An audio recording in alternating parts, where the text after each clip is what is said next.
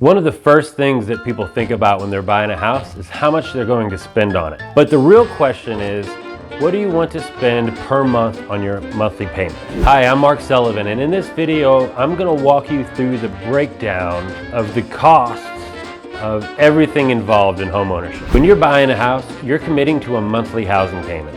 And it's really important before you go out and look to determine what your comfort zone is and what you can't go over. The first place we need to start is by breaking down every cost associated with home ownership on a monthly basis. What I like to do with my clients is to come up with a monthly payment first that you're comfortable with. Then we back into a purchase price that reflects that. But you can't do that until you break down all of the costs associated. The first one we're gonna go over is the payment you're making to the bank, your principal and interest payment. If you're gonna be financing this home, you're going to have a monthly mortgage payment. And this is the part that's going to be fixed throughout the life of your loan. For example, if your principal and interest payment is $1,500 a month, that's never going to change. But what is going to change is what portion of that $1,500 goes towards principal and how much goes towards interest. The next monthly expense that we're going to talk about is your property taxes. And here's how that works. If you're putting less than 20% down, your mortgage company is going to make you escrow your taxes and your insurance into your payment.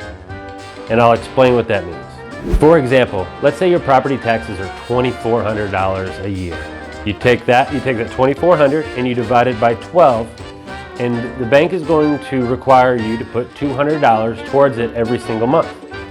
When that tax bill becomes due, the bank will pay it for you. Like I said, if you put more than 20% down, you may elect to pay your taxes annually. But it's always been my advice to put them into your monthly payment and pay them on a monthly basis. If your property is in a homeowners association, you can expect homeowners association dues.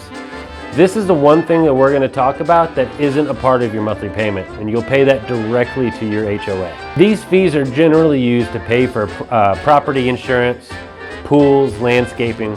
They could be as little as $20 a month if you own a single family residence to $800 to $1,000 a month if you're in a condo. The last expense I want to talk about is mortgage insurance. You may have to pay mortgage insurance if you're putting less than 20% down. Without mortgage insurance, this option would not be available. This is also part of your monthly payment.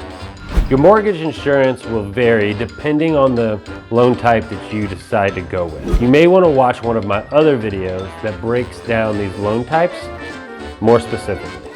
Once you have an ideal monthly payment, it's very easy for your lender to back into a purchase price that's going to make you more comfortable.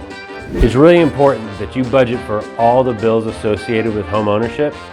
This is a really good breakdown of what to expect. I hope this video helped you understand the breakdown of how a monthly payment works and what your ideal monthly payment might be. If you have any questions about any of this, don't hesitate to reach out. Buying a house is exciting, but first and foremost, it's an investment. And the most important part of that investment is how you finance it. I'm J Sullivan.